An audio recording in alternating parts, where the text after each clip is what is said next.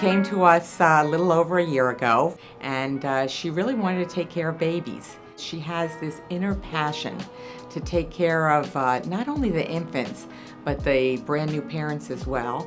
She spends a lot of time with her patients. She gets to know her patients.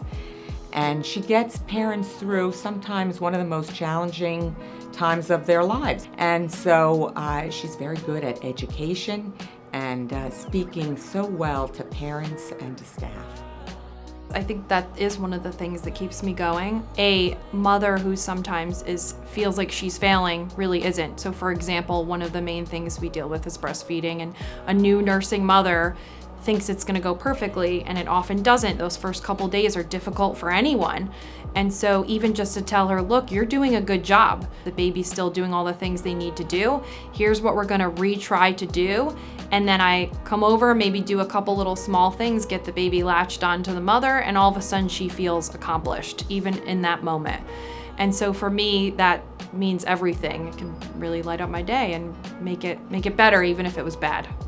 Kim is a very collegial, advanced practitioner.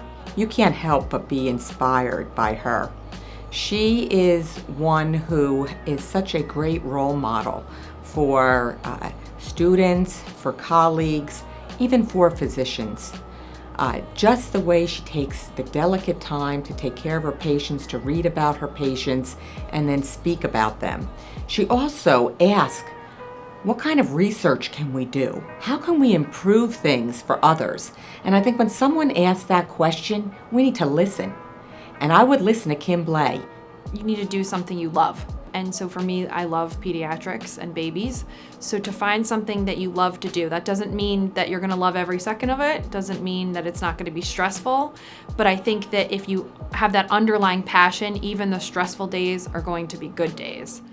Children, when they're sick or hurt, or babies in this case, crying, it's never their fault or never something they put on themselves, and it's often something I can fix or at least try to alleviate for the moment. And so for me, that keeps me going. So it's the end of a long day, baby's screaming at the top of their lungs, mom's frustrated with breastfeeding. Not that it's not frustrating ever, but I can take a deep breath and say, this is supposed to be the happiest time of their lives. It's now stressful. I remember being a new parent, being stressed out. I can go in and say, look, you're doing a great job. Let's start over. Here's what we can do. Kim works outside of the newborn nursery, giving to others. She works with a lot of poor people.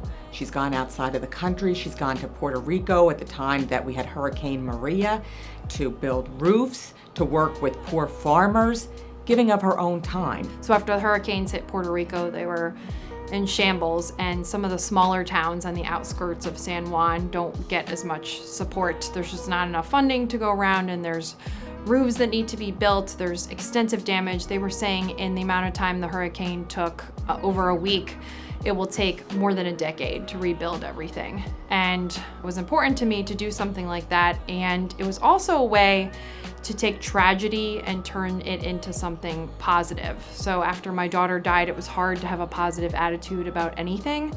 And so going and helping really was also therapeutic for me. So even though doing that was giving back to the community and helping people in Puerto Rico, I also got a lot back in return. I do have pictures of me on top of a roof, nailing shingles, which I've never done before, and painting a roof, and the people were just so appreciative, and it was there's so much more to do, obviously, but we did get a lot done when we were there. So I donate a lot of blood and platelets because of my daughter needing 8 platelet transfusions leading up to, and platelets, actually 80% of them go to newborn babies because they are the ones that most commonly have platelet disorders, and oncology patients, so cancer. But knowing that they're going to go to the most vulnerable people makes me keep going. So everyone should donate blood. I think I live for my son, my 7.5-year-old son, and so I try to be the person each day that I want him to become.